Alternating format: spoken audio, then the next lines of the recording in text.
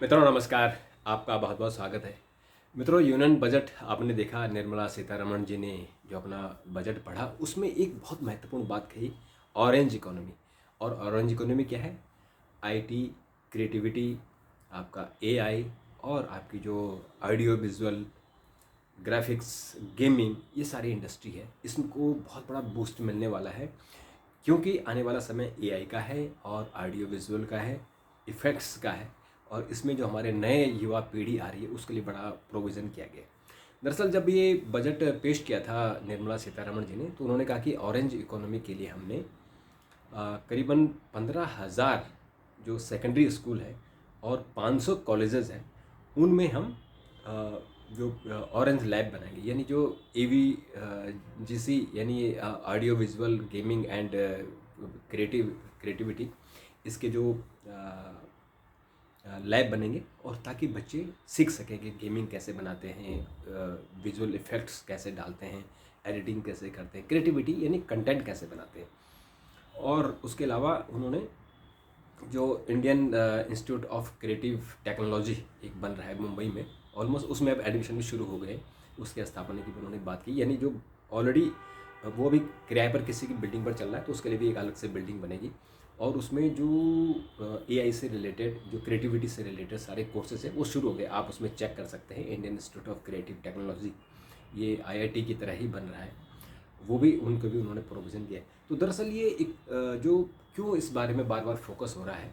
और उसमें एक और चीज़ जोड़ दूँ कि निर्मला सीतारमण ने डाटा सेंटर बनाने की बात कही, जो क्लाउड डाटा है, यानी जो एआई से रिलेटेड, जो हमारे आईटी इंडस्ट्री से रिलेटेड जो डाटा है, उन डाटा को स्टोर कहाँ होता है? वो क्लाउड में होता है, या जो अमेरिका में बड़े बड़े स्टोरेज है वहाँ होता है। सबके, ऑलमोस्ट सबके जो डाटा सेंटर है वो अमेरिका में ही है।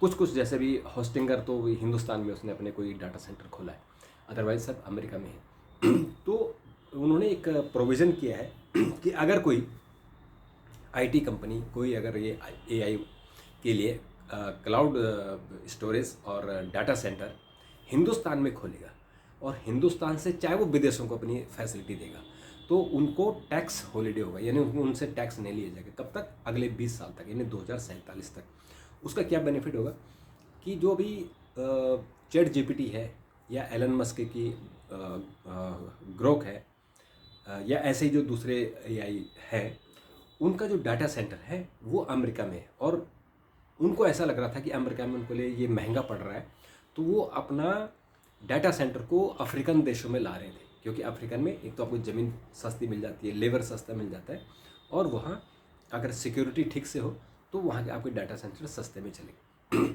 तो जब ये बात डोनाल्ड ट्रंप को पता लगी, तो उन्होंने अपने देश में डाटा सेंटर फैसिलिटी देने के लिए $500 बिलियन का बजट की अनाउंसमेंट कर दी। तो अब कंपटीशन है। भारत सरकार ने भी अनाउंसमेंट कर दी, पैसा का अनाउंसमेंट नहीं किया। उन्होंने कहा कि आपको टैक्स बेनिफिट मिलेगा और एक सेफ हार्बर मिलेगा। तो टैक्स बेनिफिट क्या मिलेगा कि 2047 तक आपको कोई टैक्स नहीं देना है, यानी जो यहाँ आप डाटा सेंटर बनाओगे उससे जो आप इनकम जनरेट करोगे उस पर हम आपसे टैक्स नहीं लेंगे, ना हम दूसरे टैक्स लेंगे, यानी आप ये आपका टैक्स फ्री होगा 20 साल तक, अगले बनिए 2047 तक। और एक उन्होंने कहा कि सेफ हार्बर होगा। तो सेफ हार्बर क्या होता है?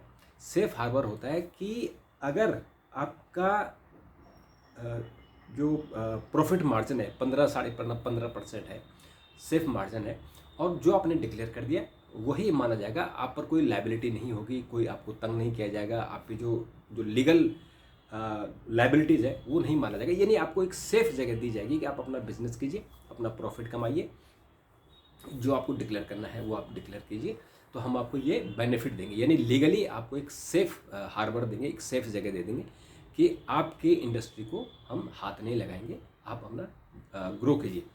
उसमें जो अभी 300 करोड़ का टर्नओवर अगर किसी कंपनी का था, उसका प्रोविज़न था सेफ हार्बर के लिए, उसको बढ़ाकर 2000 करोड़ कर दिया। क्योंकि अगर माने जाए यहाँ एलन मस्क आ गए, या माने जाए यहाँ चैट जीपीटी आ गए, तो बिलियंस डॉलर में उनकी कंपनी है, तो उसको आप डाटा सेंटर या खोलेंगे, फिर आप कहेंगे आपका तो ज़्यादा है, तो इसलिए उनके लिए भी आपको ये 2000 करोड़ की जो इनकम है उसको भी बढ़ानी पड़ेगी।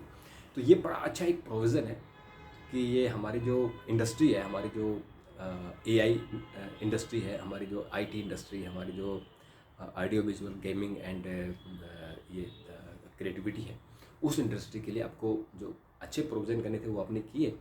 और अभी हमारे देश की जनता पर है कि वो स्किल के लेवल पर कैसे आगे करता है। बहुत अच्छा मौका है हमारे देश के लिए इस समय, क्योंकि आने वाला समय 2030 तक ऐसे बता रहे हैं कि सब कुछ दुनिया बदल चुकी होगी। तो उसमें कदम से कदम मिलाइए और दौड़िए, भागिए। सरकार ने भी आपको इसमें प्रमोट कर रही है। तो मित्रों, इसमें अगर कोई खास प्रोविज़न की जानकारी आपको चाहिए होगी तो मुझे आप कमेंट कीजिए, मैं उसको जानकारी जवाब देने की कोशिश करूँगा। अभी के लिए इतना, फिर मुलाकात होगी। नमस्कार।